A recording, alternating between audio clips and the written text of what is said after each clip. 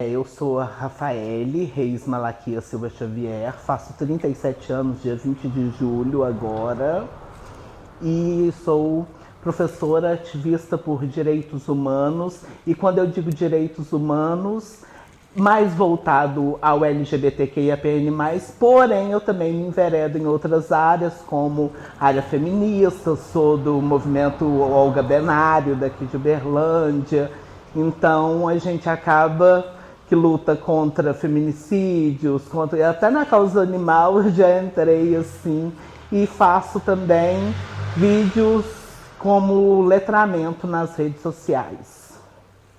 Eu sou Murilo Xavier Reis Malaquias, né? Tenho 44 anos, sou professor de história, amo muito o que faço, adoro dar aula, né? E vivo num país bastante complicado. Eu nasci num lar cristão evangélico, tradicional. Então, quando eu nasci, os meus pais já eram. Então, essa questão foi muito complicada para mim, porque eu nasci uma criança viada. Eu nunca tive condições de esconder isso. A heteronormatividade não era uma opção para mim. Até porque eu gostava tudo de menina. Eu só ainda não entendia que eu era uma menina, que eu me sentia uma menina. Mas eu era uma criança viada. Então, houve muito preconceito na igreja, houve conversas muito difíceis, duras. Na minha família tem até hoje. Eu tenho uma relação bacana com a minha mãe, uma relação de telefone, uma relação de WhatsApp, mas não é uma relação pessoal de todo dia, porque senão entra em conflitos religiosos. Eu ainda tenho a minha fé, igual eu te falei, me considero cristã, mas sem ter esses tipos de preconceitos, de discriminações que as igrejas deturpam para excluir pessoas. Porque o lugar da igreja, o nome religião significa religare. E a igreja deveria ligar as pessoas a Deus, mas muitas vezes a igreja desliga as pessoas de Deus. Então, em um lugar desse, eu não quero estar. Eu quero estar em um lugar cultuando a Deus, sim, com a minha fé, mas em um lugar que me ligue a Deus, não que me desligue dele, que fala que tudo é pecado, que nada eu posso. A gente se conheceu numa igreja inclusiva, né? Na época eu era evangélico, sempre fui evangélico, ao contrário dela, minha família não era. Só que chegou um dado momento, quando eu vim pra cá, minha família toda já era, mas eu fui criado porque uma tia era, eu gostava muito da filosofia cristã, algo que era muito valioso. Aí a gente entrou nessa igreja e a gente não se gostava. Aí a gente pagou língua. Ela não olhava pra mim porque eu estava muito envolvido, era parte da liderança. E eu não gostava dela, porque eu achava que ela estava toda envolvida em todas as fofocas, né? E como era uma igreja inclusiva, relacionamentos LGBTs era permitido, né? E aí a gente se aproximou, porque eu queria que ela se envolvesse mais na igreja, não estava nem um pouco interessada. E a gente foi se conhecendo, conversando, e a gente não conseguia ficar sem uma noite conversar, e aí eu percebi, então tem que ser, né? E eu não gostava nem da voz dela. O Murilo não gostava de mim, eu nem enxergava ele, eu nem olhava pra ele. Eu nem sabia quem era ele na fila do pão. Porque, na verdade, eu não queria... Como eu já tinha minhas decepções com igrejas evangélicas, eu tinha passado por algumas, então eu achei que poderia ser mais uma cilada dessas, entendeu? Então eu ia mais devagarzinho, sem me envolver muito. Ele, nessa tentativa, ele estava lá envolvido, era secretário da igreja. Nessa tentativa de me envolver, a gente acabou se aproximando. Eu tenho o caso dos meus aluninhos autistas que me amavam, assim, que ninguém conseguia acalmar a criança. Eu chegava e conseguia acalentar, e conseguia levar, e ele me abraçava, ele não abraçava ninguém, ele passou a querer me abraçar, pular no meu colo. Então isso foi muito bonitinho, assim. E é a área que eu gosto, e aí eu me encontrei nessa área, porque eu caí nessa área meio que de surpresa, porque foi o Murilo que me incentivou. Eu estava sem fazer nada, e aí o Murilo me incentivou a fazer o curso e tal. E eu caí de surpresa nessa área e foi assim um amor muito grande. Eu recebi muito amor ali e me completou isso assim nessa área. Ocorreram muitos avanços, né? Por exemplo, eu uso o meu exemplo de outros professores LGBTs que vieram antes de mim, né? Tem um outro professor que até se aposentou e ele fala que ele lidou com várias cenas de homofobia da direção, falando que ele tinha que casar com mulher, de professores não sentar perto dele, de pais tirarem alunos da turma dele porque ele era um gay assumido, né? Então eram várias situações muito complicadas. E quando eu cheguei no museu, que eu sou do Rio, vim para Uberlândia, a situação era muito diferente, né? E um exemplo, a minha vivência gay, infantil e adolescente foi muito ruim. Eu evitava homens héteros, porque de uma forma ou de outra eu acaba sendo cantado, rejeitado, tudo umas questões, então eu evitava. E aí quando eu cheguei nessa mesma escola que esse professor antigo sofreu tanto, eu já não sofri, que alguns professores que tinham sido homofóbicos com ele já não foram comigo. Eu me vi em um dado momento em volta de um monte de homem hétero que só faltava me chamar para jogar bola, de tão enturmado que eu estava. E aí vai para outra vivência quando você olha para os alunos. Os alunos LGBTs hoje em dia, eles têm muito mais do que eu tive. Eles já se descobrem LGBT na adolescência. Eu fui só entender com 30. A Rafaela também foi entender sua transição com 30. Então eles já vivenciam coisas que a gente vivencia. Então eu percebo que eu fui vivenciar coisas na minha vida que deveriam ser na adolescência com 30. Esse professor com 60.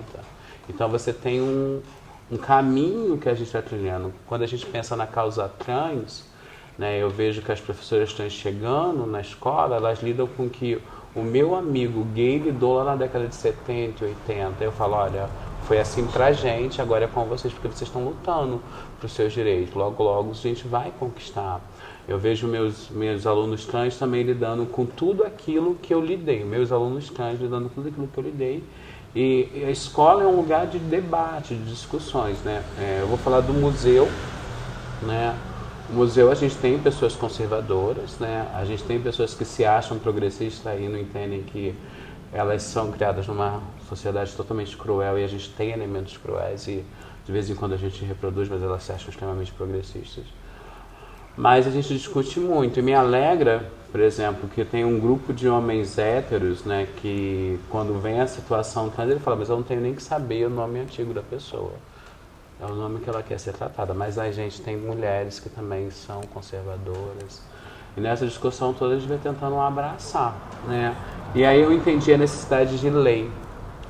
A gente precisa de lei porque a empatia nem todo mundo tem. A lei obriga quem não tem empatia a ter.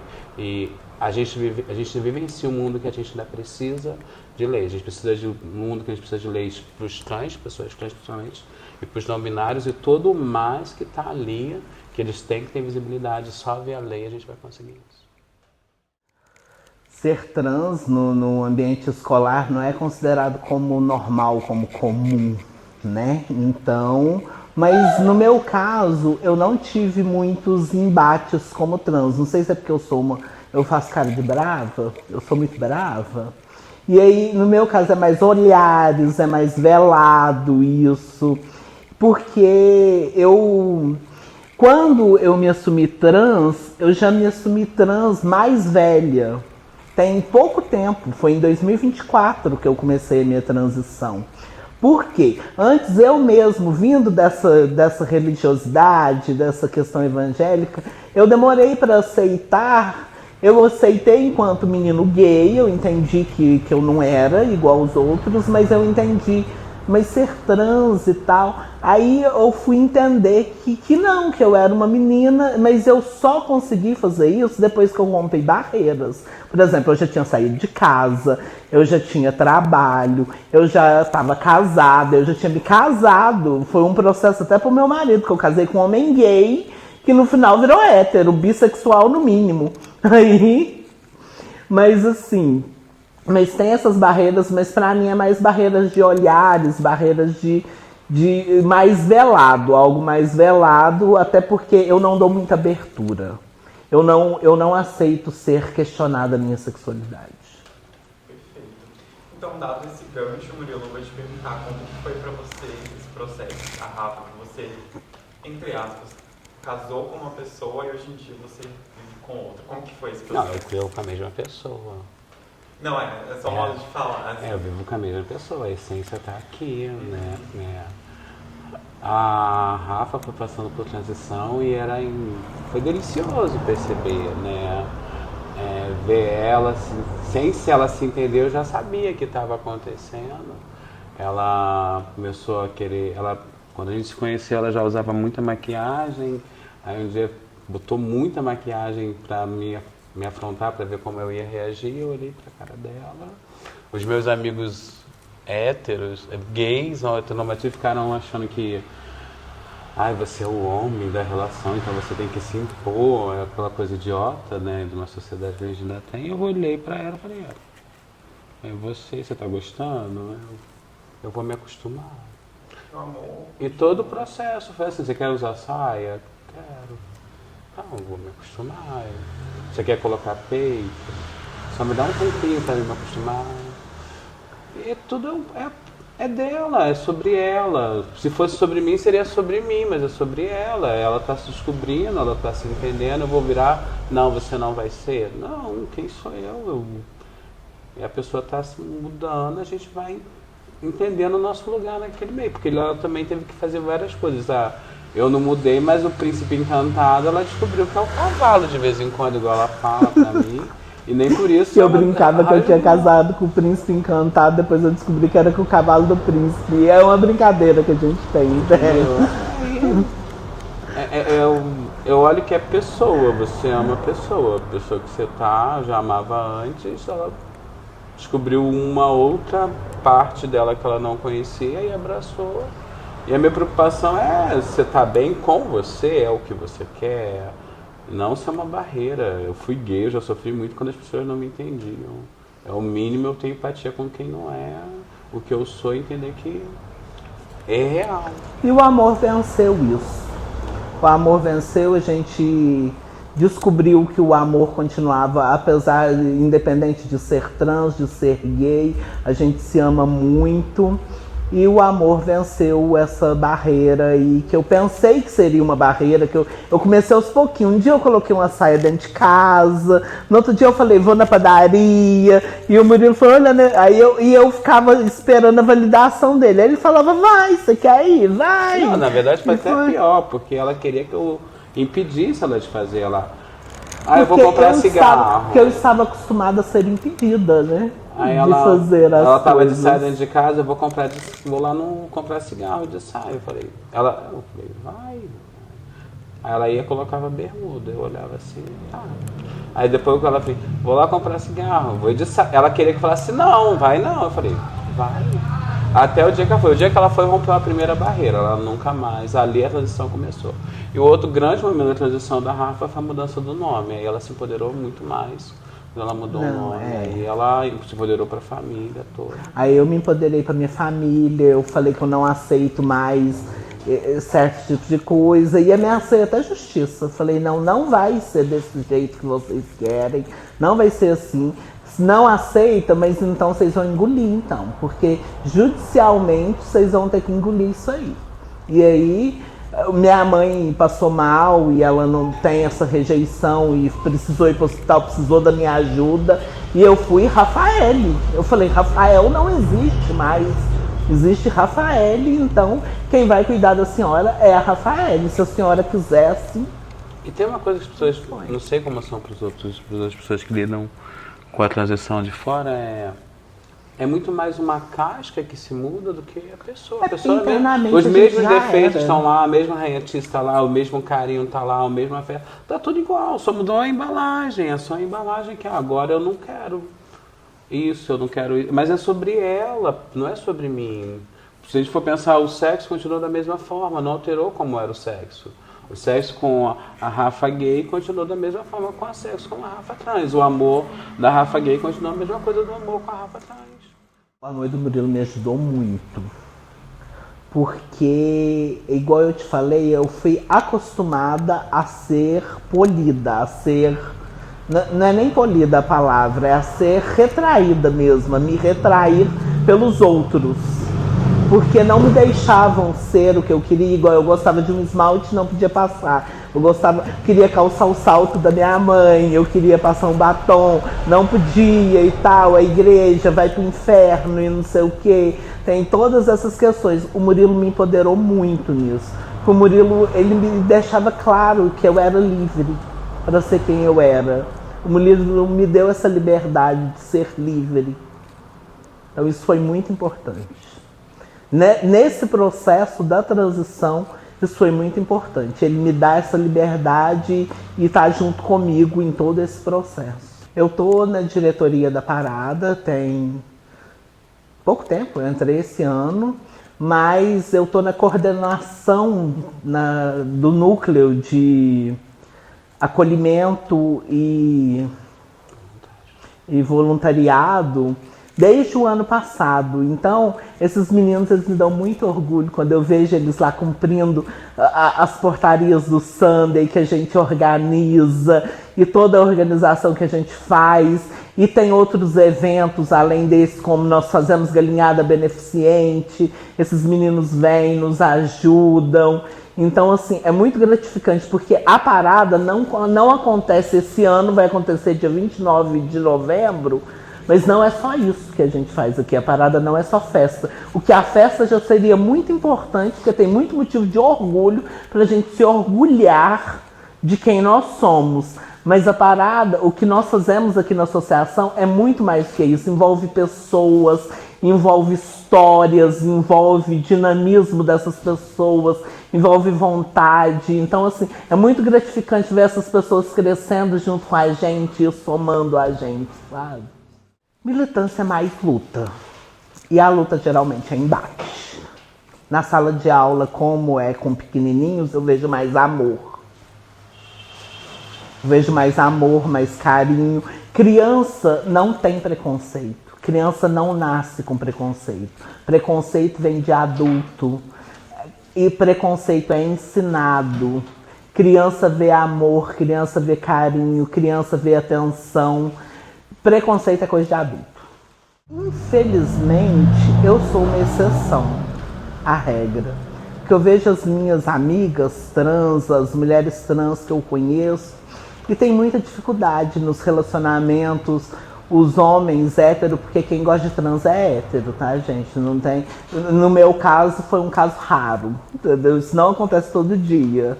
No meu caso, foi um caso muito raro. Então as mulheres trans deveriam procurar homens gays. Mas, no caso das mulheres trans, esses homens, eles as usam e não querem assumir esses relacionamentos. Então as usam escondido, falam escondido. Existe muito disso. E infelizmente muitas desacreditam do amor porque não conseguem isso, não conseguem vencer essas barreiras que ainda existem, infelizmente, pelo preconceito, que nós esperamos vencê-lo. Muito em breve nós estamos lutando por isso. Mas no nosso caso, a gente se ama muito. É muito companheirismo, é muito amor, é muita paciência, é muita vivência.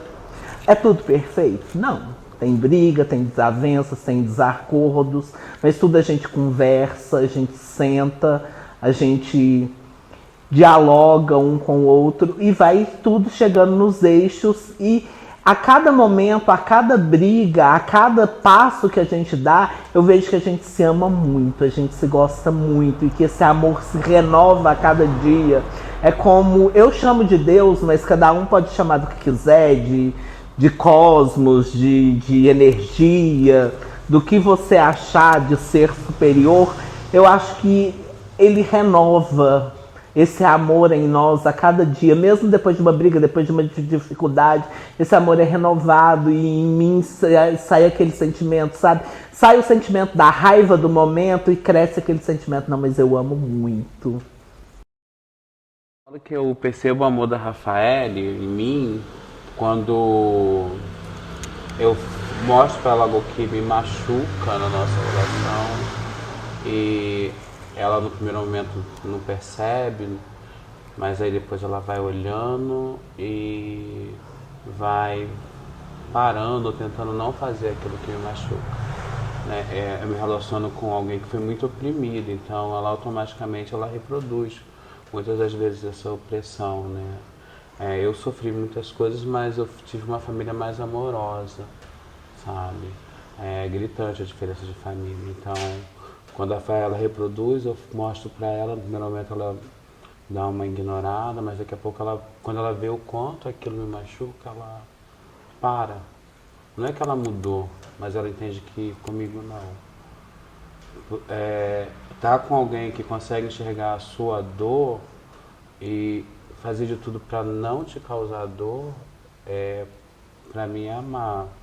Porque é assim que eu amo a Rafaele. Então por isso que eu procuro deixá-la o mais livre possível, porque para mim a ideia de liberdade e independência do indivíduo é a maior coisa que há. Estou com a Rafaele porque eu a amo, porque eu quero estar, sabe? E eu quero que ela esteja comigo porque me ama e quer estar, não porque ela é obrigada, porque já faz 8 anos, não, que seja até ficarmos bem velhos, é o que a gente quer, mas não com o peso da obrigação, mas sim porque queremos. Nem todo dia é legal, sabe? Mas eu olho, eu não consigo visualizar minha vida sem a Rafa, e eu vejo que ela também não consegue.